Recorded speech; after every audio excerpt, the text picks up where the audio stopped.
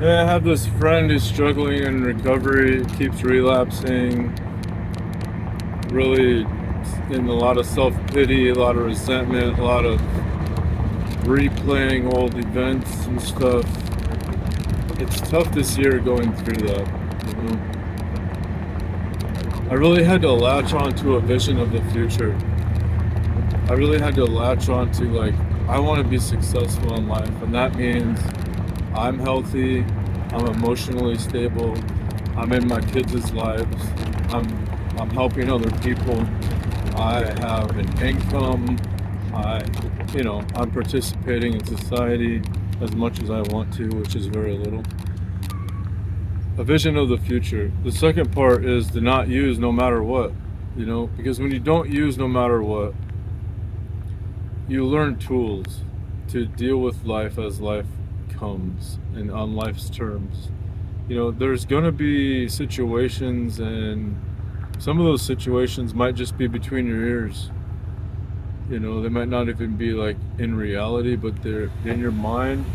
And those situations are going to cause you a lot of stress, and you might feel a little freaked out, like you want to run, you want to hide, you got fight or flight happening. And what does that do? It makes us want to use, escape, suppress, distract.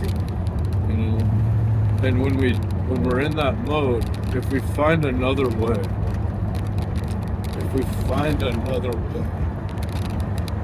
like breathing, like breathing through it, like meditation, like exercise, like writing about it, like talking to a friend about it, we realize that tightness, that trappedness, that trauma, that emotion is only very temporary. And just as fast as it came, it dissipates. And once we do that, one time, 10 times, 100 times, we realize, hey, I can get through these feelings, I can get through these thoughts, I can get through these experiences and situations, and I don't have to use about it. Because when I escape with drugs and alcohol, when I numb it out, it just comes back, and I'm on this cycle, and it sucks, and it's miserable, and it gets worse and worse. So you got a vision for the future. You don't use no matter what, and instead you find tools of recovery, you find tools of coping. And the third thing is you have a support group.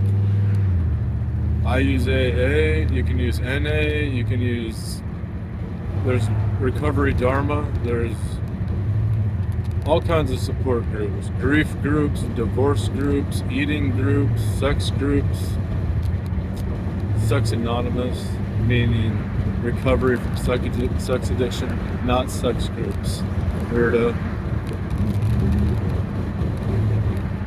And then in those meetings you make friends, but you got to be willing and you got to be open, and you can be guarded, but keep showing up, and you'll make a connection with somebody, and that connection will grow, and you can have like a healthy relationship. I found like my first healthy relationships in recovery. It makes me emotional because I don't think I ever had a healthy relationship, and I'm 43. I've been in recovery for 2.5 years, and so until I was 40, I didn't really have any healthy relationships, and I was married for 20 years. Together 17, married 20, right? Separation, real bad, conflict. But anyways, the three things, there's like 100 things, but the three main things are: have a vision for the future, something that you can hold on to and be like, I'm doing this hard work, I'm recovering and healing so that I can live in freedom, and I can have peace in my life, and I can have true intimacy and real healthy relationships, and I can love myself, right? The second thing is don't use no matter what, you know, and that goes longer than just drugs and alcohol, you know. I don't have to stuff my face because I have feelings. You know, I don't have to go have sex, masturbate, watch porn because I have feelings, because I don't like my situation. But all this doesn't come at once to process. So just give yourself a break, right? Keep the vision and keep working on the tools of coping.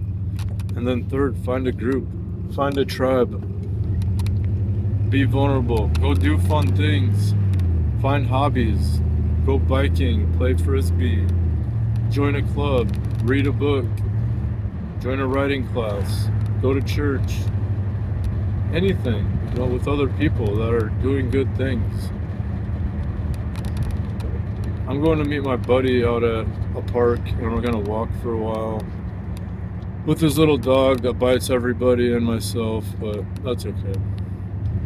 Then I'm going to run, and then I'm going to bike, then I'm going to go sit for a while and not think, relax, and wait for the next inspired action to take, you know, in my life, because I can do that today.